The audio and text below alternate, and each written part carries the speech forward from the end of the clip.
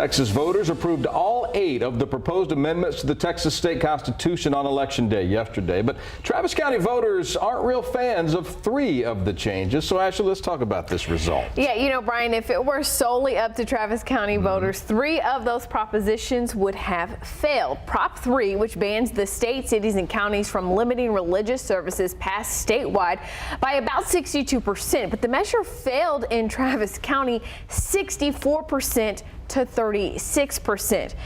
This actually isn't that surprising. You know, the first sweeping mandates that we saw enacted in reaction to the COVID pandemic were in the larger cities and counties in Texas, which for the most part have Democratic leadership, Democratic citizenry, or at least that's who votes. So Democrats encourage voters to reject this proposition with the argument that the city and county need to be able to do things to keep the community safe. Austin, you know, Brian, first known as the blueberry and the tomato soup, kept true to form with the vote on this proposition. Now, the other 2 propositions that Travis County voters voted against have to do with electing judges in Texas.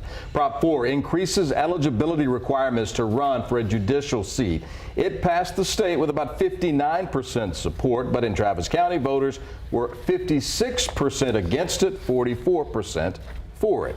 Prop 5 gives the State Commission on Judicial Conduct the power to oversee the conduct of judicial candidates. It had 59% support statewide, but just 46% support right here in Travis County. Now, when it comes to this, I think this is actually a little more interesting. I first want to note that voters in Williamson County were also really close on these 2 props as well, though the majority of them supported these propositions. The measures have bipartisan support, though, because supporters think if you want to elect judges with more experience, that'll lead to a more fair judiciary. But I think that the reason that this failed locally was largely because of the implications that it has on district court judges.